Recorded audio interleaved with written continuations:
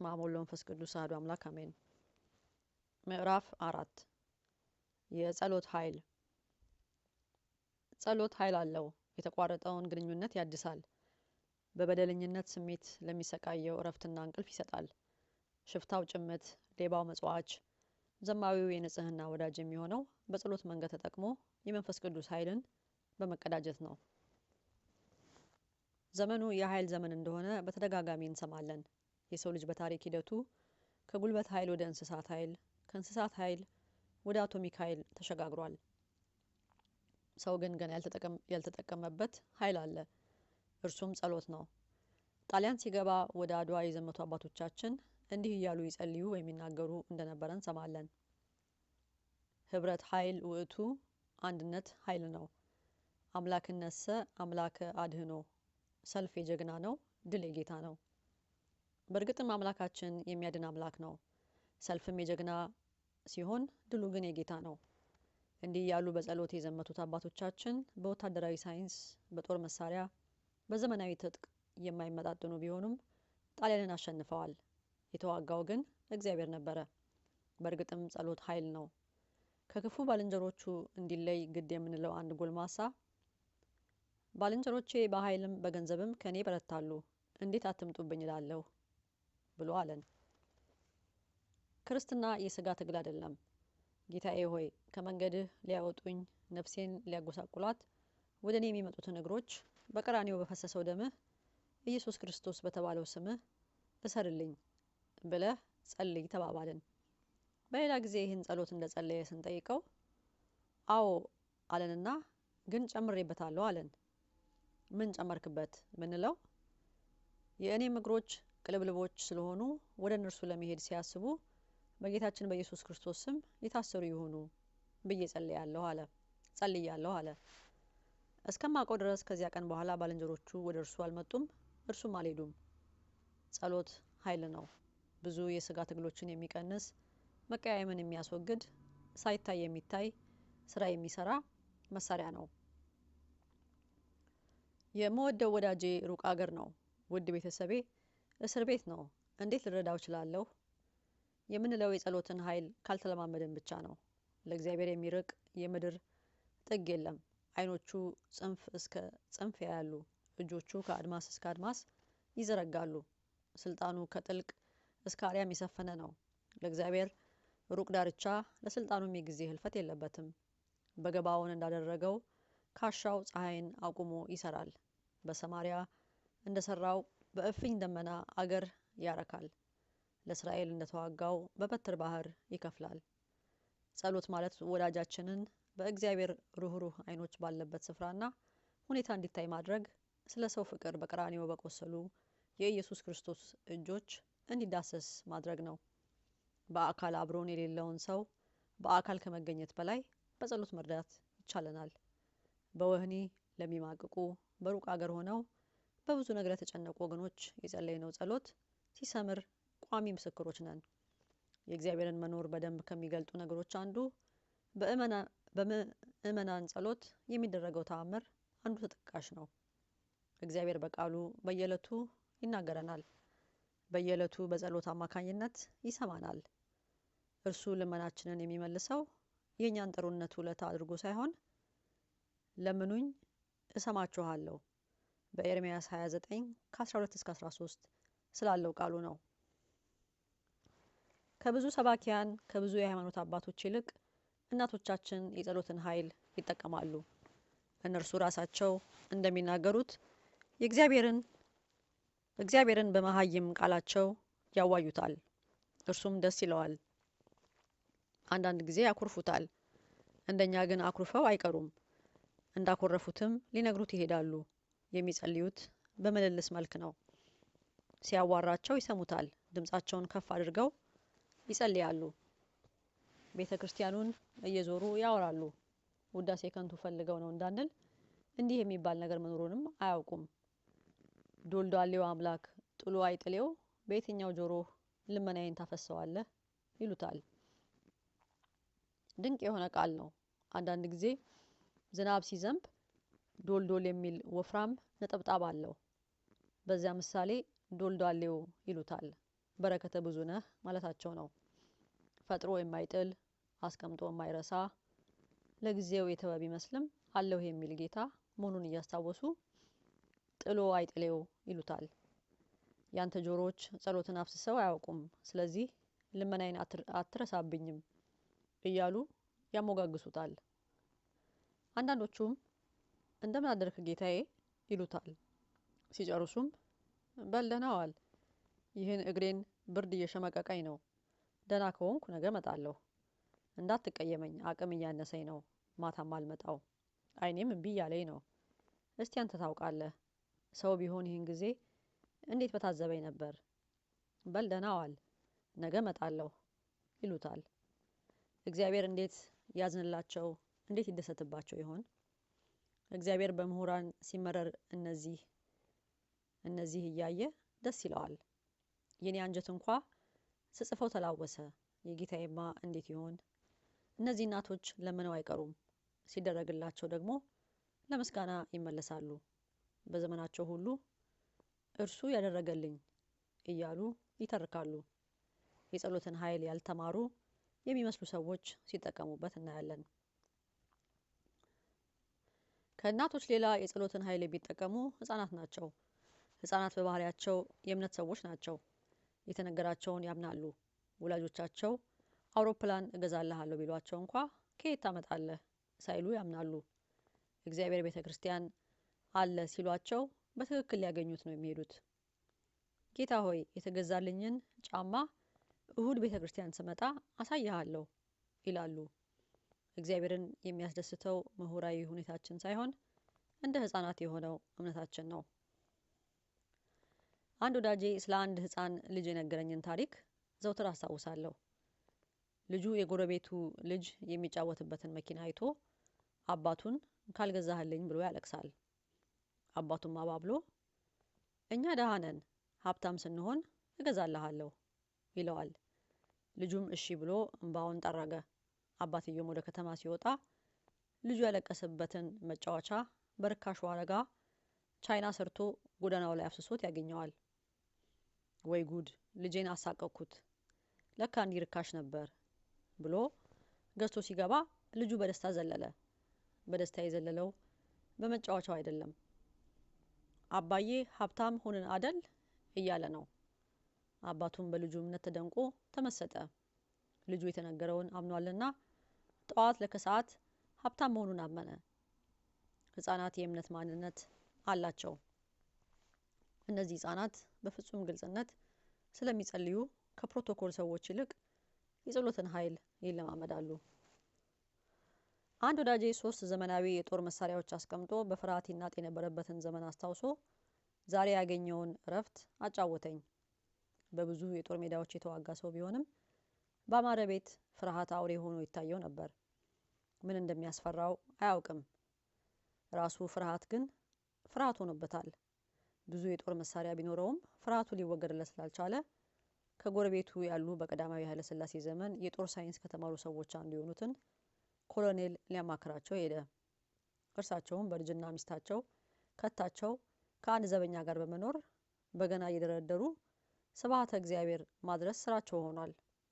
እግዚአብሔር ትዳርም መሆኑ ተገልጦላቸው ዓለምን ንቀዋል። ይህም ሰው የፍርሃቱ ሚስጥር ሌላ መሳሪያ አለመጨመሩ መስሎት ሊያማክራቸው ሄደ። እርሳቸውም በገና እየደረደሩ በግቢያቸው ተቀምጠዋል። በአባታዊ ሰላምታ ከተቀበሉት በኋላ ጥያቄውን አቀረበላቸው። ኮሎኔል፣ እርስዎ መቼም መሳሪያ የሚያውቁ በብዙ አውደ ውጊያ ዝና ያተረፉ ሰው ኖት። ዛሬ የመጣሁት ደህና መሳሪያ እንዲጠቁሙኝ ነው። ለዋጋው አይጨነቁ፣ እገዛለሁ አላቸው። እርሳቸውም በገናቸውን ቆም አደረጉና ልጄ፣ እኔ ከንጉሱ ጊዜ ጀምሮ ብዙ የጦር ትምህርትና የውጊያ ክብር አግኝቻለሁ። ስለዚህ የምጠቁምህ መሳሪያ ልዩ ነው ሲሉት ዝቅ ብሎ እጅ ነሳ። እርሳቸውም አየር መቃወሚያን የሚያስንቅ ወፍ የሚያወርድ ድንቅ መሳሪያ እነግርሃለሁ አሉት። እርሱም እባክዎ ይጠቁሙኝ ብሎ ቆመ። እርሳቸውም ይህ ድንቅ መሳሪያ ሲጥል እንጂ ሲወረወር የማይታይ ጸሎት ነው አሉት። ያ ሰው እንደነገረኝ ራሴ አነሰብኝ። ሕፃን ልጅም የሆንኩ መሰለኝ። በቤቴ ያለውን መሳሪያ ሁሉ ከቤቴ ያወጣሁ። አሁን በእግዚአብሔር ደፈርኩ። የጦር መሳሪያዬ ጸሎት ነው አለኝ። ይህ ሰው ከዚያን ጊዜ በኋላ የጸሎትን ጋሻ አነሳ፣ ፍርሃቱም ተወገደለት። በዓለም ላይ ያሉ ትልቁ መሳሪያ ጸሎት ነው። ጸሎት ትልቅ መሳሪያ መሆኑ ብቻ ሳይሆን ገና ያልተጠቀምንበት መሳሪያ ቢኖር ጸሎት ነው። ምዕመናንም ሆኑ ቤተ ክርስቲያን ገና በጸሎት ኃይል እንደሚገባ አልተጠቀሙም። በዓለም ላይ የምናየው የሰው ልጅ ሰቆቃ የክርስቲያኖች ያለመጸለይ በደል መሆኑን ስንቶቻችን እንደምናስተውል አላውቅም። የጸሎት ኃይል የሚያድን ኃይል አለው። ከወዳጃችን ጋር የምንሰለፍበት ነው። ለጠላታችን ይቅርታን የምንለምንበት ነው። ድካማችንን የምንጥልበት ነው። ኃጢአታችንን የምንደመስስበት ነው። ሸክማችንን የምናራግፍበት ነው። ለዚች ዓለም የሚያስፈልጋት የኒውክሌር ኃይል ሳይሆን የጸሎት ኃይል ነው። እግዚአብሔር ሕያው ነው። ሕልውናውም በአስተማማኝ መልኩ በዙሪያችን ሰፍኗል። ከእስትንፋሳችንም ይልቅ ቅርብ ነው። ሕይወት ያለው ነገር ደግሞ ህብረት ያደርጋል። እግዚአብሔርም ሕያው ነውና ከኛ ጋር ህብረት ማድረግ ይፈልጋል። ጽድቁንና ቅድስናውን ከመካፈል ቀጥሎ ከእግዚአብሔር ጋር ህብረት የምናደርገው በጸሎት ነው። ጸሎት በዙሪያችን የሰፈነው የእግዚአብሔር ሕልውና ይበልጥ እንዲሰማን ያደርጋል። የእግዚአብሔር ሕልውና ሲሰማን ተስፋችን ይለመልማል። ሸክማችን ቀሎ ይታየናል። ኃጢአታችን ይፈወሳል። ጠላቶቻችን እናያቸዋለን። ፍርሃታችን ይወገዳል። ማውራት፣ መተንፈስ እንጀምራለን። ጸሎት የእግዚአብሔር እጆች እንዲዘረጉልን የምንወተውትበት የእኛ የውዳቂዎቹ ኃይል ነው። ብዙ ሰዎች እንግዲህ ከመጸለይ ውጪ ምንም አማራጭ የለኝም ይላሉ። የጸሎትን ኃይል እንደ ቀላል ቆጥረውት ነው። ነገር ግን ከመጸለይ የበለጠ ምን አይነት አማራጭና መፍትሄ አለ? በጸሎት የማይቻሉ ነገሮች ሲቻሉ አይተናል።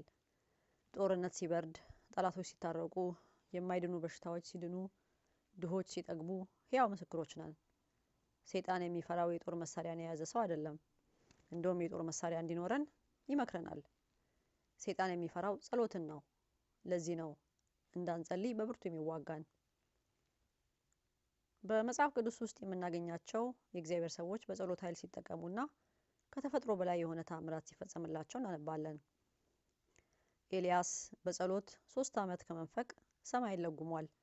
በጸሎት እንደገና ዝናብን አዝንቧል። ዳንኤል በጸሎት የአንበሳ አፍ ተዘግቶለታል። ጴጥሮስ በጸሎት ከሞት ፍርድና ከወህኒ አምልጧል። የሚበዛው የመጽሐፍ ቅዱስ ክፍል ስለ ጸሎትና ምላሾቹ የሚናገር ነው። መዝሙረ ዳዊትን ስንመለከት በተለያየ የህይወት ገጽታ ውስጥ አማንያን ከእግዚአብሔር ጋር ያላቸውን የአምልኮ ግንኙነት በደንብ ያሳያል። ለእግዚአብሔር የማይነገር ደስታ፣ የማይገለጥ ኀፍረት እንደሌለ መዝሙራቱ ያሳዩናል። ደግሞም በድካም ጊዜ ለመበርታት፣ በሀዘን ጊዜ ለመጽናናት፣ በችግር ጊዜ እርዳታ ለማግኘት፣ በበደለኝነት ስሜት ጊዜ ይቅርታ ለመቀበል፣ በብቸኝነት ዘመን መንፈሳዊ ሙቀትን ለማግኘት፣ በስደት ጊዜ መጠጊያ ለመፈለግ፣ በጦርነት ዘመን ድል ለመቀበል፣ በጭንቀት ወቅት ስፋትን ለማግኘት ብዙ የእግዚአብሔር ሰዎች ጸሎትን እንደተጠቀሙ እናያለን። በአንደኛ ነገሥት ምዕራፍ 17 ቁጥር 1 ላይ ያለው ቃል በመጽሐፍ ቅዱስ ላይ ከተቀመጡት አስደናቂ የእውነት ፈርጦች አንዱ ነው። ቃሉ እንዲህ ይላል፣ በፊቱ የቆምኩት የእስራኤል አምላክ ሕያው እግዚአብሔርን ከአፌ ቃል በቀር በእነዚህ ዓመታት ጠልና ዝናብ አይሆንም። ነቢዩ ኤልያስ በእስራኤል ንጉሥ በአካብ ፊት ቆሞ የሚሰማው ገና በእግዚአብሔር ፊት እንደቆመ ነው። የድፍረቱ ምስጢር ይህ ነው። በእግዚአብሔር ፊት መቆምን የተለማመደ በሰው ፊት መቆም አያሳፍረውም። እውነትን የምንናገረውም በእግዚአብሔር ፊት እንደቆምን ሲሰማን ብቻ ነው። በእግዚአብሔር ፊት ስንቆም ኃይል እንሞላለን። ጨረቃ በፀሐይ ፊት ስላለች የፀሐይ ብርሃን ተስሎባት ለጨለማው ዓለም እንደምታበራ ክርስቲያንን በጸሎት በእግዚአብሔር ፊት ሲሆን የእግዚአብሔር ኃይልና ብርሃን ይሳልበታል። በጭንቀት ለሚኖሩም መጽናናትን ይዞ ይወጣል። እንደ ኤልያስ ያለ መንፈሳዊ ልምምድ የምናገኘው በነቢዩ ኢሳያስ ሕይወት ነው። ቃሉ በኢሳያስ ምዕራፍ 6 ከቁጥር 1-3 ላይ እንዲህ ይላል።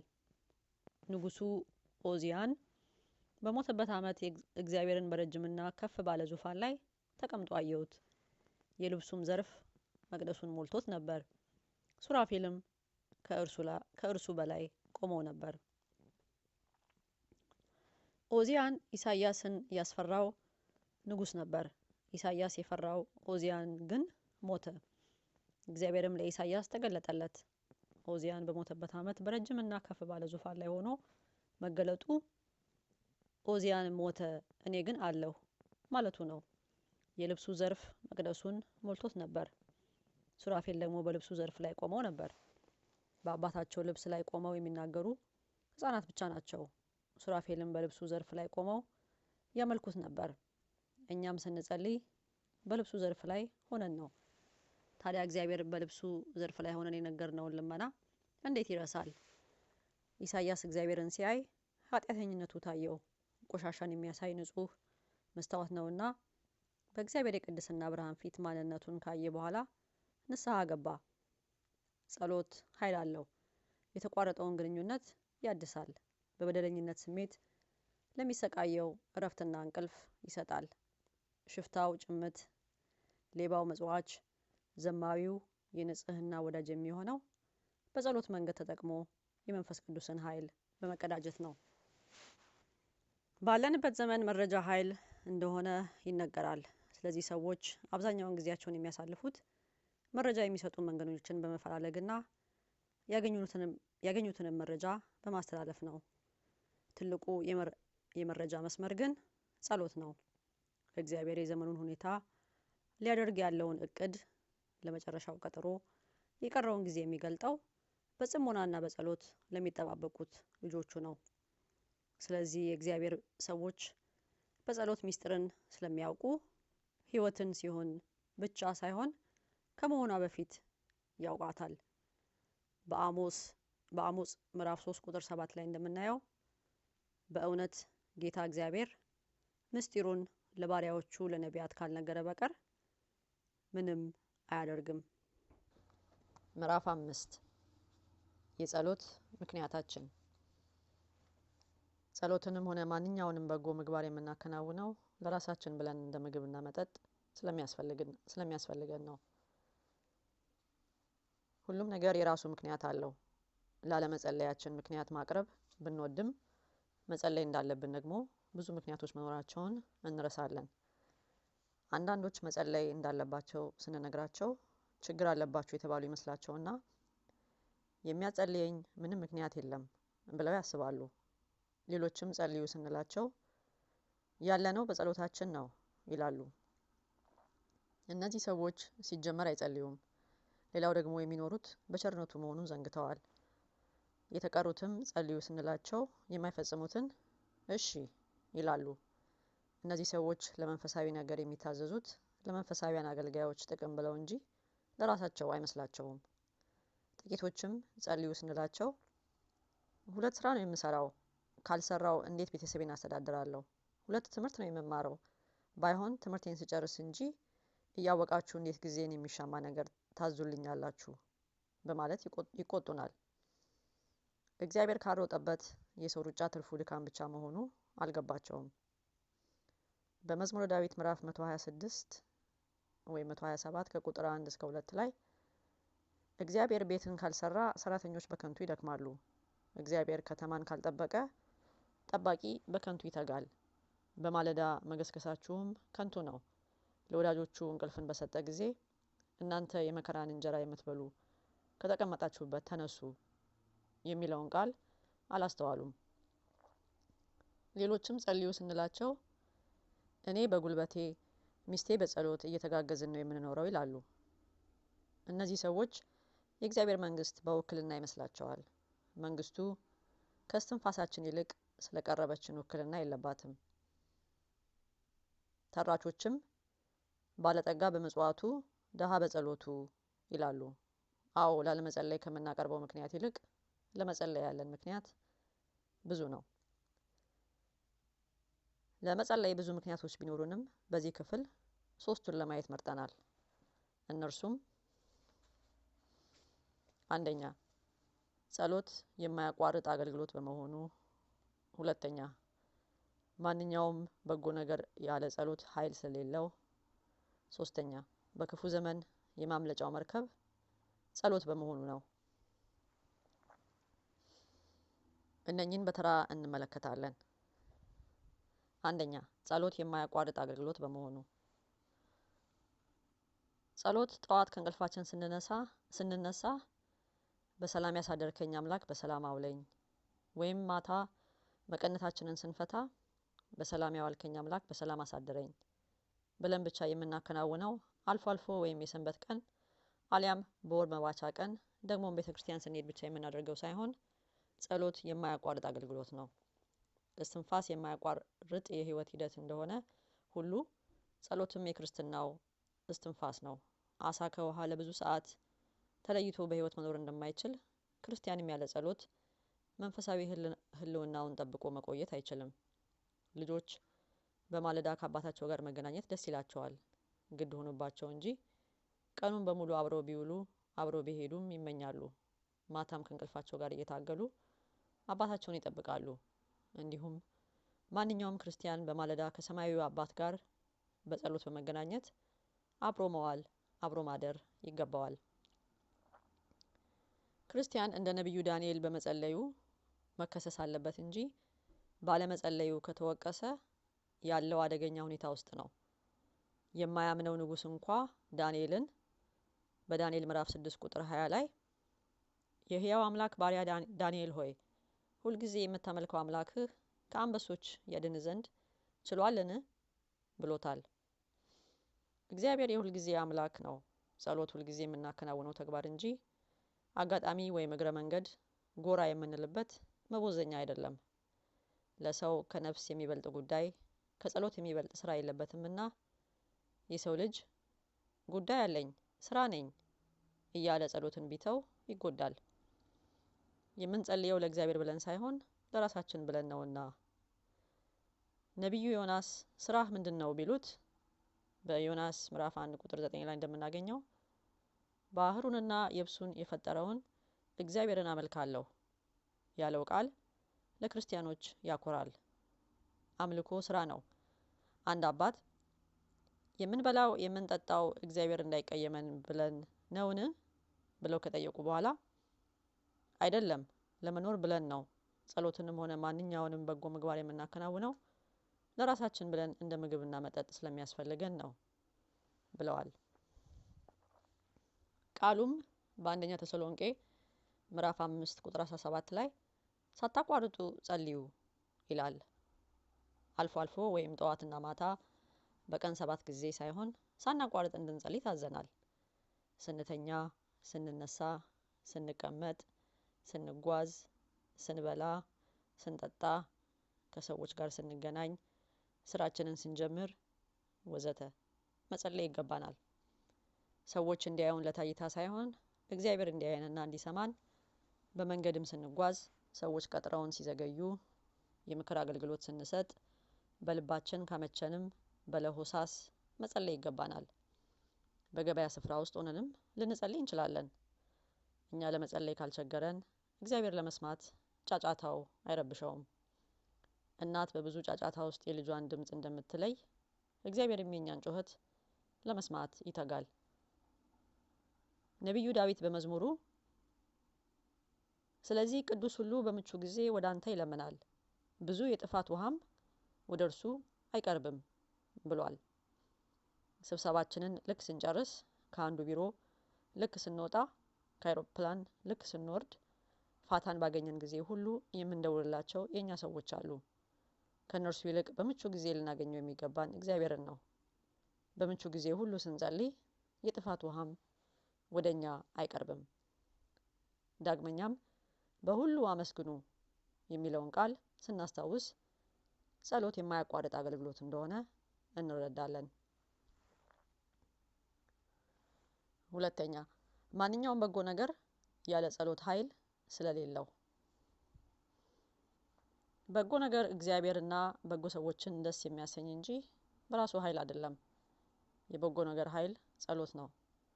ስለዚህ ለሰርጋችን፣ ለትዳራችን፣ ለልጆቻችን፣ ለምናደርገው እርዳታ፣ ላሰብነው አዲስ እቅድ፣ ለምናገለግለው መንፈሳዊ አገልግሎት ጸሎት ያስፈልገናል። የተሳኩ አገልግሎቶች ከጀርባቸው ያለው ሚስጥር ምንድነው ብንል ጸሎት ነው። ሐዋርያው ጳውሎስ በኢየሩሳሌም ለሚኖሩ ክርስቲያን አይሁዶች ከአሕዛብ አብያተ ክርስቲያናት እርዳታ ከሰበሰበ በኋላ በልቡ ተጨነቀ። ይኸውም በቅን ልብ የሆነውን እርዳታ የአይሁድ ክርስቲያኖች በቅን ልብ ባይቀበሉትስ ብሎ ነው። ይህን ጭንቀቱንና የጸሎት እርዳታ መፈለጉን ለሮሜ ክርስቲያኖች በሮሜ ምዕራፍ 15 ቁጥር 32 ላይ ገለጠ። የኢየሩሳሌም ድሆች ተቸግረዋል። ለተቸገረ ደግሞ እርዳታ አስደሳች ነው። ጸሎት ምን ያደርጋል ብንል እርዳታ ብዙ ጊዜ ቅን ተቀባይ አያገኝም። ጸሎት ግን ሰጪውንም ተቀባዩንም የማስደሰት አቅም አለው። በጎ ነገር ከያዝን ጸሎት የሚያስፈልገው አይመስለንም። የጳውሎስ ልምምድ ግን ለኛ ትልቅ ትምህርት ነው። በበጎ የተጀመረ በበጎ እንዲያልቅ፣ በመንፈስ የተጀመረ በመንፈስም እንዲደመደም፣ እርዳታችን ሁሉ የፍቅር ትርጉም እንዲያገኝ ጸሎት ያስፈልጋል። መልካም ትዳር፣ የተባረኩ ልጆች፣ እግዚአብሔርን ብቻ የሚያስከብር አገልግሎት እንዲኖረን ጸሎት ያስፈልጋል። በእርግጥ ጸሎት ተግባርን አይተካም። ጸሎት ግን ተግባርን ያጠነክራል። ይልቁንም መንፈሳዊ አገልግሎት እንደ ስጋ ተግባር ጉልበትን ብቻ የሚጠይቅ አይደለም። ሰይጣናዊ ውጊያ ስላለው መጸለይ ወሳኝ ነው። ውጊያው ያለው በአደባባይ ቆሞ በመስበክ ወይም በመዘመር ላይ አይደለም። ውጊያው ያለው ጸሎት ላይ ነው። የአደባባይ ስብከትም ሆነ ዝማሬ ምርኮ መሰብሰብ ነው። በማቴዎስ ምዕራፍ 12 ቁጥር 29 ላይ እንደምናየው ታዲያ ያልተዋጋነውን መማረክ፣ ያላሰርነውን መበዝበዝ እንዴት ይቻለናል? ሶስተኛ፣ በክፉ ዘመን የማምለጫው መርከብ ጸሎት በመሆኑ። ክፉ ዘመን ጥንትም ነበረ። የኖህ ዘመን የጥፋት ውሃ፣ የሰዶምና የገሞራ እልቂት ይህን ያሳየናል። በአባቶቻችንም ዘመን ክፉ ነገር ነበር። ለምሳሌ የአንደኛና ሁለተኛው ዓለም ጦርነት ሊጠቀስ ይችላል። ባለንበትም ዘመን ክፉ ነገር አለ። ሰው እስካልተመለሰ ድረስ ክፋት በቅቶኛል ብሎ በራሱ አይቆምም። ስራ እስካለ ደሞዝ ከፋይ እንዳለ ሁሉ ክፉ ነገርም የስራችን ደሞዝ ሆኖ ይኖራል። ካለፉት ዘመናት ይልቅ ክፉ ነገር የበዛበት ዘመን የኛ ዘመን ነው። ክፉ ነገርን ከመልመዳችን የተነሳ አሁን ያለው ክፉ ነገር ሳይሆን የሚመጣው ነው የሚያስፈራን። በዜና ማሰራጫዎች እለት እለት የምንሰማው ነገስታትና ህዝቦች ምጥ ላይ መሆናቸውን ነው። የእግዚአብሔር ቃል ትንቢቶችን ስናጠና ክፋት እየጨመረ እንጂ እየቀነሰ አይመጣም። ታዲያ በክፉ ዘመን የማምለጫው መርከብ ምንድን ነው ስንል በተሰበረ ልብ የሚቀርብ ጸሎት ነው። እነ ኖህ እነ ሎጥ እንደዳኑ በክፉ ቀን ውስጥ እንዳለፉ እናነባለን። አድነኝ ብለን የምንጸልየው የሚያድነውን አምላክ ነው። ደርግ ሊወድቅ አቅራቢያ በአዲስ አበባና በአካባቢው የነበረው ጸሎትና እንባ ምን እንደሰራ እናውቃለን። እግዚአብሔር ይሰማል፣ ያድናል። በሀገራችን ከብትና አዝመራ የሚያጠፋ መቅሰፍት ሲመጣ እግዚኦ ይባል ነበር። መቅሰፍቱም ሲመለስ ድርቁም ሲርቅ እናውቃለን። ዛሬ ግን ይህ ሁሉ ወጣት በቅጠል ሲቀር እግዚኦ የሚል መጥፋቱ ምን ያህል እምነት እንደራቀን ያሳያል። አዎ የእግዚአብሔር እጅ የምናውቀው ነው። ሞት ሰይፍ ይዞ በጎዳና በወጣበት፣ ሰው ለሰው አውሬው በሆነበት፣ ከምንም በላይ ራሳችን ለራሳችን ጠላት በሆንበት ዘመን በንጹህ ልብ የምትቀርብ ጸሎት ይህን ክፉ ነፍስ ትለውጣለች። ጸሎት ክፉ ቀን ሳይመጣ ነው። ክፉ ቀን ከመጣ በኋላ ግን እየተገረፉ እንደ መጮህ ነው። አዎ በደግ ቀን ያልጸለዩት ጸሎት በክፉ ቀን አይረዳም። በጦርነት፣ በረሃብ፣ በእርስ በርስ እልቂት ዘመን ህዝቦችን ያዳኑ ታሪካዊ መርከቦች አሉ። ከዚያ ይልቅ በጸሎት መርከብ ባህሩን የተሻገሩ ማዕበሉን ያለፉ ብዙ ምስክሮችን ምድር ተሸክማለች። እግዚአብሔር በክፉ ቀን መንገድ ይሰጣል። ነገስታት በጦርነት ቀጠና ውስጥ ለቱሪስቶች የደህንነት ዋስትና ለመስጠት አይደፍሩም። በትንቢተ ኢሳይያስ ምዕራፍ 43 ቁጥር 2 እና በናሆም ምዕራፍ 1 ቁጥር 3 ላይ እንደምናየው እግዚአብሔር ግን በአውሎና በወጀብ ውስጥ መንገድ አለው። በአንድ ኩሬ ውስጥ የሚኖሩ እንቁራሪቶች ይዘላሉ፣ ይጨፍራሉ። ከመካከላቸው ግን አንዷ ጥግ ይዛ አውጣኝ አውጣኝ እያለች ትጸልያለች። ባልንጀሮቿም ወደ እርሷ መጥተው ከእኛ ጋር የማትደሰችው ጥግ ይዘሽ የምትጮሂው ለምንድን ነው አሏት። እርሷም እዚያ ማዶ ቤት ሲቃጠል አያለሁ፣ ስለዚህ አውጣኝ እላለሁ አለች። እነርሱም ቤት የሚቃጠለው እዚያ ማዶ ነው፣ እኛ ያለነው ውሃ ውስጥ ነው፣ ምን አስጨንቆሽ ነው አሏት። እርሷም እሳቱን ለማጥፋት በአቅራቢያቸው ያለውን ውሃ ተጠቅመው አልጠፋ ካላቸው ውሃ ለመቅዳት የሚመጡት ከዚህ ነውና አውጣኝ እላለሁ አለቻቸው። እነርሱ ግን ዘብተውባት ዝላያቸውን ቀጠሉ። እሳቱም እየጸና መጣ። አቅራቢያው ባለው ውሃ ቅጠልና አፈር ቢሞከር አልጠፋ ስላለ የአካባቢው ሰው ባልዲውን እየያዘ ወደ ኩሬው መጉረፍ ጀመረ። እነዚያ ይዘሉ የነበሩት እንቁራሪቶችን ዝቀው እሳት ውስጥ ሲጨምሯቸው ያቺ አውጣኝ የምትለው እንቁራሪት ግን ዳነች። አውጣኝ ያለም ወጣ፣ ያላለም ተቀጣ። ዳር ሲነካ መሀል ይሆናል እንደሚባለው ሩቅ የሚመስለው የሰዎች ጥፋት ካልተጠነቀቅነውና ካልጸለይን ወደኛም ይመጣል። የጎረቤታችን ውድቀትና ሞት ለእኛ ማስጠንቀቂያ እንጂ የጨዋታ ርዕሳችን አይደለም።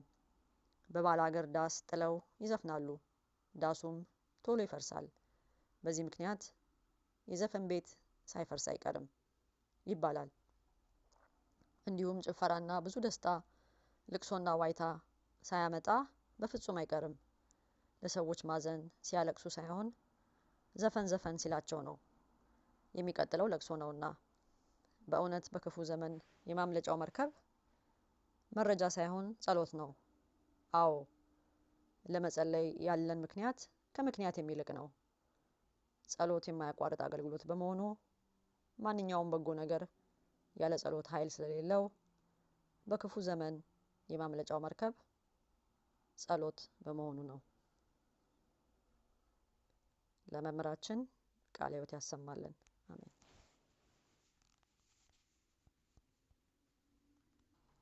ምዕራፍ 6 ጸሎትና አገልግሎት። የተከበረ አገልግሎት ለሰዎች ስለ እግዚአብሔር በመንገር ሳይሆን ለእግዚአብሔር ስለ ሰዎች በመንገር የሚጀመር ነው። አገልግሎት ጦርነት ነው። ሰይጣን በኃጢአት ያሰራቸውን፣ በድንቁርና የጋረዳቸውን፣ በደዌና በጭንቀት ያገዛቸውን ሰዎች ነፃ ለማውጣት የሚደረግ መንፈሳዊ ትግል ነው። ሰዎችን ወደ ወንጌል እውነት ለመመለስ ከእቅዶቻችንና ከበጀታችን በላይ የሚያስፈልገን መንፈሳዊ ኃይል ነው። ያለ እቅድ፣ ያለ በጀት ማገልገል ይቻላል። ያለ ራዕይና ያለ ጸሎት ግን ማገልገል አይቻልም። ያለ ጸሎት የሚያገለግል አገልጋይ በተፋፋመ ጦርነት ውስጥ መሳሪያውን ጥሎ እንደሚንጎማለል ወታደር ነው። የሚጠብቀው ነገር ቢኖር ቀጥሎ መውደቅ ብቻ ነው። አንድ ዓላማና እቅድ ያለው ጦርነት 3 ነገሮች ሊኖሩት ግድ ነው። ደጀን፣ የጦር ሰፈርና ምቹ የሆነ የውጊያ ስፍራ። ደጀኑ ስንቅና ትጥቁ እንዳይጓደል ከኋላ ሆኖ የሚገፋ ኃይል ነው። ደጀኑ በጦርነቱ ላይ አይታይም፣ በድሉ ላይ ግን ይታያል። የጦር ሰፈሩ ደግሞ ውጊያ በወረቀትና በሜዳ ላይ የሚሰራበት የመመካከሪያ ቦታ ነው። ጦርነቱ የሞት ሽረት ትግል የሚካሄድበት፣ ደጀኑ የሚኮራበት፣ በጦር ሰፈር የተሰራው የውጊያ ስዕል በተግባር የሚተረጎምበት፣ ግዛት ማስለቀቅና ግዛት መያዝ የሚከናወንበት ነው። በመንፈሳዊ አገልግሎትም የሚታየው ነገር በማይታይ ሁኔታ ይፈጸማል። አገልግሎትም ደጀን፣ የጦር ሰፈርና የውጊያ አውድ በትክክል አለው። ገንዘባቸውን የሚሰጡ፣ አገልጋዮችን የሚያስተናግዱ፣ በቤተ ክርስቲያን ጀርባ ሆነው የሚጸልዩ ምዕመናን ደጀን ናቸው። የሰባኪው ድል ያለው እዚህ ነው። ዳዊት ለእስራኤል የዘመናት ስርዓት የሚሆን የምርኮ ሕግ አውጥቶ ነበር። ይህ ሕግ በጦር ሜዳ የተዋጋውና የጦሩን ስንቅና ልብስ የጠበቀው ወገን ምርኮን እኩል እንዲካፈል የሚል ነው። ይህንን በአንደኛ ሳሙኤል ምዕራፍ 30 ከቁጥር 24 እስከ 25 ላይ እናገኘዋለን። የወታደር ድል ያለው ከመጀመሪያ እስከ መጨረሻ ራሱ ጋር አይደለም። ከኋላ ደጀን ሆኖ የሚያበረታው ስንቅና ትጥቅ የሚያቀርብለት ሕዝብ አለ። የድሉ ክብር ደጀን ለሆነውም ሕዝብ ጭምር ነው።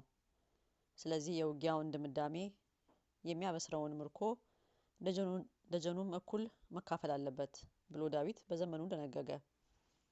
የአደባባይ ዝማሬዎች፣ የአደባባይ ስብከቶች ድል የሚኖራቸው ከጀርባ የጸሎት ደጀን ካላቸው ብቻ ነው። ምሽግ ሳይቆፍር የሚዋጋ ወታደር ለጠላቱ ኢላማ የተመቻቸ ሲሆን ብዙም ሳይቆይ በጠላቱ ቀስት ይወድቃል። የጸሎት ምሽግ ያልቆፈረ አገልጋይም የሚንጎማለለው ለጊዜው ነው። በጠላቱ ቀስት ተመቶ ይወድቃል። ለዘመናት እሳታቸው ያልጠፋ አገልግሎቶች፣ ብዙዎችን ወደ ክርስቶስ የመለሱ ራእዮች፣ ቦግ ብለው ያልጨለሙ መነቃቃቶች ከጀርባቸው ያለው ሚስጥር ጸሎት ነው። በእውነት ቤተ ክርስቲያንን የሚመሩ አባቶችን፣ ምዕመናንን የሚያጸኑ አገልጋዮችን፣ ሕዝብን ለአምልኮ የሚቀሰቅሱ ዘማሪያንን ያህል በድብቅ የሚጸልዩ ምዕመናን ዋጋቸው እኩል ነው። በእግዚአብሔር ቤት ውስጥ ያለው ውጊያ ከግልጹ በሽሽግ ጸሎት የሚያልቅ ነው። አስተዋይ የሆነ አገልጋይ በጸሎት ይተጋል፣ የጸሎት ሰራዊት ይመለምላል፣ የምዕመናንን የጸሎት እርዳታ ይጠይቃል። የጌታችን መድኃኒታችን ኢየሱስ ክርስቶስ አገልግሎት የዘመን ርቀት፣ የመከራ ወላፈን፣ የተግዳሮት ብዛት ሊያጠፋው ያልቻለው ለምንድን ነው ስንል በጸሎት ላይ የተመሰረተ አገልግሎት ስለነበር ነው። ጌታችን ኢየሱስ ክርስቶስ ከአገልግሎቱ መልስ ከአደባባይ ገለል ሲል ከሰማያዊ አባቱ ጋር በጸሎት ይገናኝ ነበር። ብዙ ሌሊቶችን በደብረ ዘይት ጫካ ውስጥ በመጸለይ አሳልፏል። መለኮታዊ ምሪት ያለው አገልግሎትም የምሪት መቀበያው መንገድ ጸሎት መሆኑን በተግባር አሳይቷል። በአገልግሎቱ በዋናነት ጸሎትን እንዴት እንደተጠቀመ 4 ሁኔታዎችን እናያለን። አንደኛ ገዳመ ቆሮንጦስ፣ ሁለተኛ የጸሎት ሌሊት፣ ሶስተኛ ጌቴሰማኒ፣ አራተኛ ቀራኒዮ። አንደኛ ገዳመ ቆሮንጦስ። በማቴዎስ ወንጌል በምዕራፍ 4 ከቁጥር 1 እስከ 11 ላይ ስናነብ ጌታችን ኢየሱስ ክርስቶስ ወደ አገልግሎት ከመግባቱ በፊት 40 ቀንና 40 ሌሊት በጾም በጸሎት እንደቆየ ይነግረናል። የተከበረ አገልግሎት ለሰዎች ስለ እግዚአብሔር በመንገር ሳይሆን ለእግዚአብሔር ስለ ሰዎች በመንገር የሚጀመር ነው። ከዘር በፊት መሬት መቆፈርና መለስለስ አለበት። የሰውን ልብ ለወንጌል የምናለሰልሰው በጸሎት ነው። ጌታችን ኢየሱስ ክርስቶስ 40 ቀንና 40 ሌሊት በጾም በጸሎት የሆነው አገልግሎቱን ለአባቱ ለማስረከብ በተጨማሪም የሚገጥመውን የወንጌል ተግዳሮት ቁጭ ብሎ ለማጤን ነው። ሰይጣን እንደፈተነው ተጽፏል። ትልቁ ውጊያ ያለው ቆሞ በመስበክ ቆሞ በመዘመር ላይ አይደለም። ውጊያው ያለው ጸሎት ላይ ነው። ስብከትና ዝማሬም ምርኮ መሰብሰቢያ ነው። ግን ያልመቱትን ወይም ያልገደሉትን መማረክ እንዴት ይቻላል? ያለ ጸሎት የሚሰብኩ የሚዘምሩ አሉ። አገልግሎታቸው ግን ጭርታን ለማጥፋት ካልሆነ በስተቀር ውስጥን የመግዛትና ለምዕመናን የሕይወትን ኮምፓስ ማስጨበጥ ይቻል አይደለም። የስብከት ዘዴን ስናስተምር ለ10 ደቂቃ ስብከት 1 ሰዓት መጸለይ ተገቢ መሆኑን እናስተምራለን። ዛሬ በመንፈሳዊ ኮሌጆችና ተቋማት የሚሰጡት የስብከት ዘዴዎች የጸሎትን ኃይል የጣሉ የኑሮ ዘዴዎች መሆናቸው ያሳዝናል። ከዚያ ቦታ የሚወጡ የእምነት ሰዎች ጥቂቶች መሆናቸውንም ስናስብ ሰይጣን በቤተ ክርስቲያን በጀት ክህደቱን እንዴት እያስፋፋ መሆኑን እንገነዘባለን። ሁለተኛ የጸሎት ሌሊት። ለመጸለይ ማታ ላይ እንቅልፍ የሚጥላቸው ወገኖች ብዙ ናቸው። ፊልምና ኳስ ለማየት ግን አይጥላቸውም። ሌሊት ነቅተው ሲያዳንቁ ጎበዝ ናቸው። የሚመለከታቸውን ጸሎት ትተው የማይመለከታቸውን ፈረንጅ ሲያመልኩ ያድራሉ። እነዚህ ሰዎች ጸሎት እንዲሁ የሚከናወን እንጂ ውጊያ ያለበት አይመስላቸውም። ሰይጣን እንዳንጸልይ በብርቱ ይዋጋናል። በአዚም፣ በድንዛዜ፣ በስልቹነት፣ በስንፍና፣ ቢዚ በማድረግ፣ ግርግር በማብዛት፣ ስልኮቻችንን ፋታ በማሳጣት ይዋጋል። ጌታችን ኢየሱስ ክርስቶስ ግን ሌሊቱን በሙሉ ሲጸልይ እንዳደረ የተጻፈው ደቀ መዛሙርቱን ለመምረጥ ነው።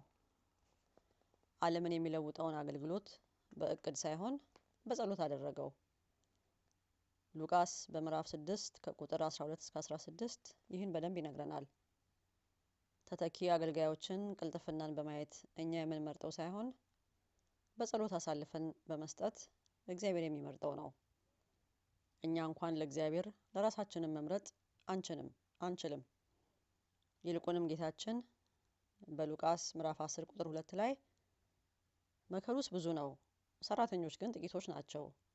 እንግዲህ የመከሩን ጌታ ለመከሩ ሰራተኞችን እንዲልክ ለምኑት ብሏል። አጽናኑን፣ ሰብስቡን የሚል የደረሰ ራሱ የመጣ መከር ወይንም ትውልድ ዛሬ እያየን ነው። አገልጋዮቹ ደግሞ መከሩን ትተው የሚሰክሩና የሚዘፍኑ ሆነዋል። ታዲያ ይህ ጸሎት የዘመናችን ጸሎት አይደለምን? ህዝብህ ሰብሳቢ አጥቶ ይባዝናል። የሰው ምግብ ቢያጣ ከእሪያ አሰር ከተረትና ከዘፈን በልቶ ለመጥገብ ጠጥቶ ለመርካት ይመኛል። እባክህ ጌታ ሆይ ለመንጋው የምታዘን አንተ ነህና በግ ነጋዴዎችን፣ የበግ ሌቦችን አስወግደ የበግ ጠባቂዎችን አስነሳልን እያልን በብርቱ መማለድ ይገባናል። ሶስተኛ ጌቴሴማኒ። ጌታችን ኢየሱስ ክርስቶስ ተልእኮውን ሊፈጽም ጥቂት ጊዜ ቀርቶታል። እንደ ነገ በቀራንዮ ተሰቅሎ የሰውን ሞት ለራሱ የእርሱን ሕይወት ለሰው ሊሰጥ ተቃርቧል። በጌቴሴማኒ ግን ብርቱ ጸሎት ከእንባና ከጣር ድምፅ ጋር አቀረበ። በማቴዎስ ምዕራፍ 26 ቁጥር 39 ላይ እንደምናገኘው በጸሎቱ ላይ ደጋግሞ የተናገረው አባቴ ቢቻልስ ይህች ጽዋ ከኔ ትለፍ፣ ነገር ግን አንተ እንደምትወድ ይሁን እንጂ እኔ እንደምወድ አይሁን በማለት ነው። ከጣር ጭንቀቱ በላይ የከበደው የአባቱ ፈቃድ ነው። ፈቃድህ ከሆነ ልሙት አለ። እግዚአብሔር ሆይ አንተ የምትከብርበት ከሆነ ብቻ ልኑር፣ በእኔ የምትሰራውን ስራ ከፈጸምክ ግን ውሰደኝ፣ ሌላ የምኖርበት ምክንያት የለኝም እያሉ የሚጸልዩ የእግዚአብሔር ሰዎችን አውቃለሁ። ጌታችን ሕይወቱ በጸሎት የተቃኘ፣ ሞቱ እንኳ ለአባቱ ፈቃድ የተተወ ነበር። ለእግዚአብሔር ኖሮ ለእግዚአብሔር ማለፍ እንዴት ደስ ያሰኛል! የመረጥነው ያቆሰለን ሰዎች ዛሬም እኔ ልምረጥ አንልም፣ ፈቃድህ ይሁን እንላለን። ለዓለም መስዋዕት የሚሆንበት ቀን ከትልቅ መንፈሳዊ ጉባኤ በላይ ነው። ጌታ ግን ጸለየ።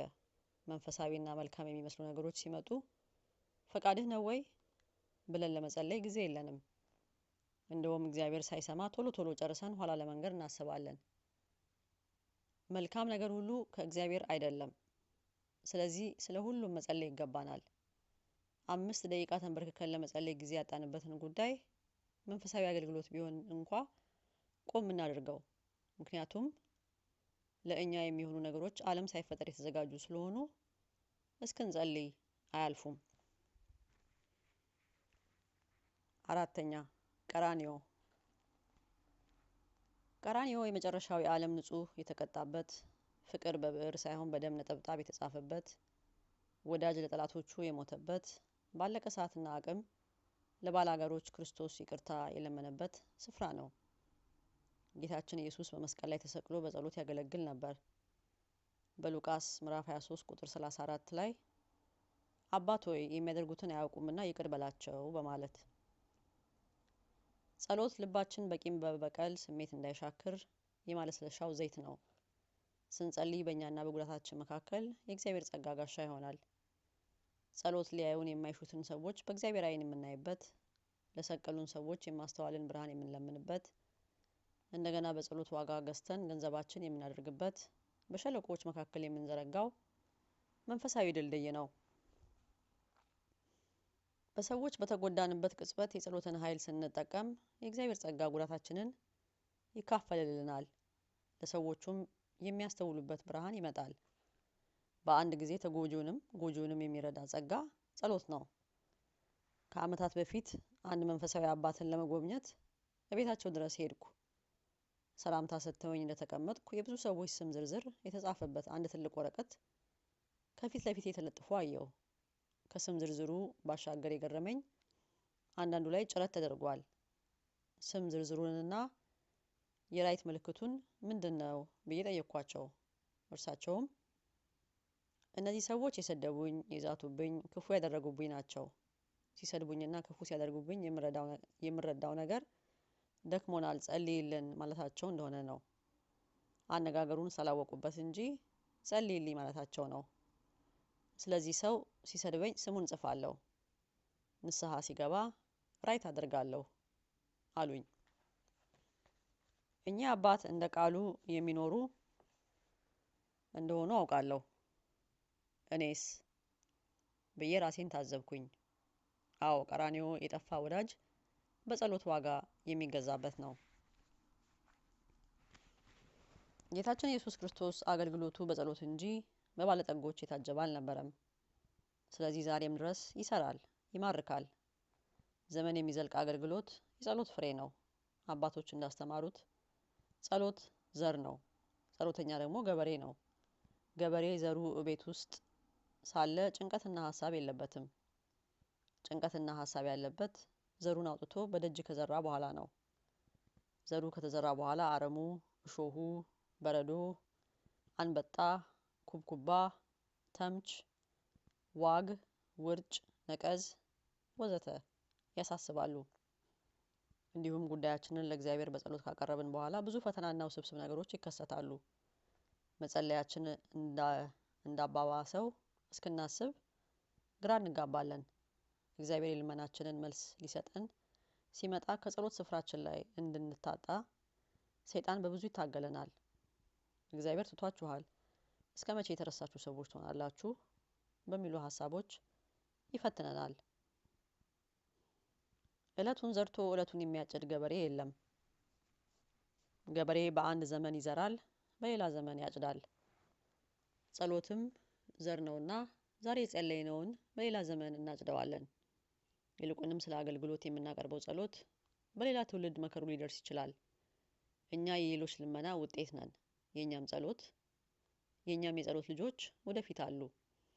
ደግሞም ገበሬ ብዙ ከዘራ በረዶና አንበጣ ቢመጣ እንኳ ያተርፋል። እኛም በጸሎት ብዙ ዘር መዝራት ይገባናል። የትኛው እንደሚድን አናውቅምና ለማናውቃቸው አገሮችና ሰዎች በርዕስ መጸለይ ይገባናል። የትኛው እንደሚድን አናውቅምና። ባሪያ ፈንጋይ የነበረ አንድ ሰው በወንጌል አምኖ ዳነ።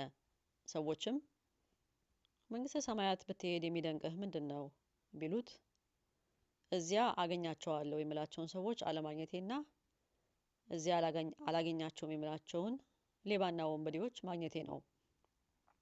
ከሁሉ በላይ እኔ ራሴን እዛ ስለማገኘው ይደንቀኛል ብሏል። ጌታችን ኢየሱስ ክርስቶስ ለአገልግሎት ጸሎት ወሳኝ መሆኑን ከተናገረበት ክፍል ዋነኛው በማቴዎስ ምዕራፍ 12 ቁጥር 29 ላይ ያለው ነው። ወይስ ሰው አስቀድሞ ኃይለኛውን ሳያስር ወደ ኃይለኛው ቤት ገብቶ ዕቃውን ሊነጥቀው እንዴት ይችላል? ከዚያም ወዲያ ቤቱን ይበዘብዛል። ኃይለኛ የተባለው ሰይጣን ነው። ሰይጣን የሰውን ነጻ ፈቃድ አታሎ እስኪጥለው በሰው ላይ ኃይል የለውም። ሰው ነጻ ፈቃዱን ለሰይጣን አሳልፎ ከሰጠ በኋላ ግን ሰይጣን በኃይል ይገዛዋል። ሰዎችንም እውነትን እንዳያውቁና እንዳይረዱ አይምሯቸውን በመጋረድ ይዋጋቸዋል። አንዳንዶችን በደዌ በጭንቀት ያስራቸዋል። ወንጌል የምንሰብክበት አንዱ ዓላማ በሰይጣን የድንቁርና ግዛት የሚኖሩትን ነጻ ለማውጣት ነው። ሰይጣን የሚገዛቸውን ሰዎች በወህኒ አጥሮ ይገዛቸዋል። ስለዚህ እነዚህን ነፍሳት ነጻ ለማውጣት ወህኒውን መስበር ያስፈልጋል። አይኑ እያየ ወህኒውን የሚያሰብር ጠባቂ በፍጹም የለም። የአንድ ኃይለኛ ሰውን ቤት ለመዝረፍ አስቀድሞ ኃይለኛውን ማሰር ይገባል። አሊያ ኃይለኛ ሰው ቤቱ ሲዘረፍ ዝም ብሎ አይመለከትም፣ ይጋደላል። ሰውየውን ካሰሩ ግን መበዝበዙ ቀላል ይሆናል። እንዲሁም ሰይጣን ያሰራቸውን ሰዎች ለመፍታት አስቀድሞ ሰይጣንን ማሰር ይገባል። ያን ጊዜ ቀጣዩ አገልግሎት ቀላል ይሆናል። ሰይጣንን የምናስረው በጸሎት ነው። ስለዚህ አገልጋዩ ከማገልገሉ በፊት በጸሎት ሰይጣንን ማሰር ይገባዋል። ጌታ ኢየሱስ ክርስቶስ ለአገልግሎት ወሳኝ ከሆኑ ነገሮች አንዱ ጸሎት መሆኑን ተናግሯል። የምድር አገልግሎቱን ፈጽሞ ሊያደርግ ሲልም በሉቃስ ምዕራፍ 24 ቁጥር 49 ላይ እንደምናገኘው እነሆም አባቴ የሰጠውን ተስፋ እኔ እልክላችኋለሁ። እናንተ ግን ከላይ ኃይል እስክትለብሱ ድረስ በኢየሩሳሌም ከተማ ቆዩ ብሏቸዋል። የሚቆዩት ግን በጸሎት ነው። ወታደር ከልምምድ በኋላ ይልቁንም ወደ ጦርነት ሲገባ ኃይል ይለብሳል። በትከሻው በወገቡ መሳሪያውን ይታጠቃል። ክርስቲያንም በጸሎት ኃይልን ለብሶ ሲወጣ ድልን ይጎናጸፋል። የአገልጋይ ኃይል ከላይ ነው።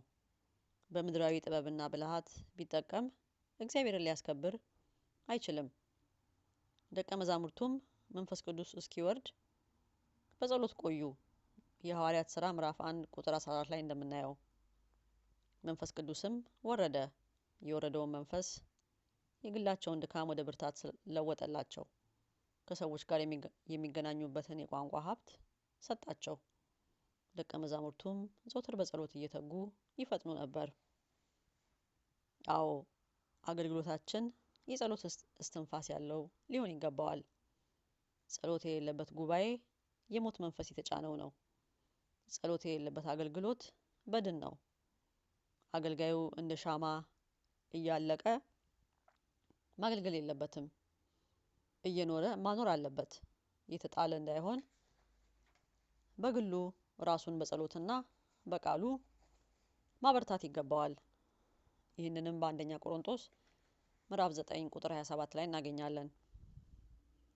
ይልቁንም በማማከር የሚያገለግል አገልጋይ በማያቋርጥ ጸሎት ውስጥ ሆኖ ማማከር ይገባዋል።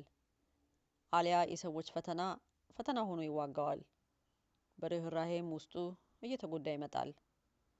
ጭንቀታችንን አይደለም ኃጢአታችንን በመስቀል ላይ ለተሸከመው ጌታ የሰማውን በጸሎት ካላሰማ ሸክሙ እርሱ ላይ ይወድቃል።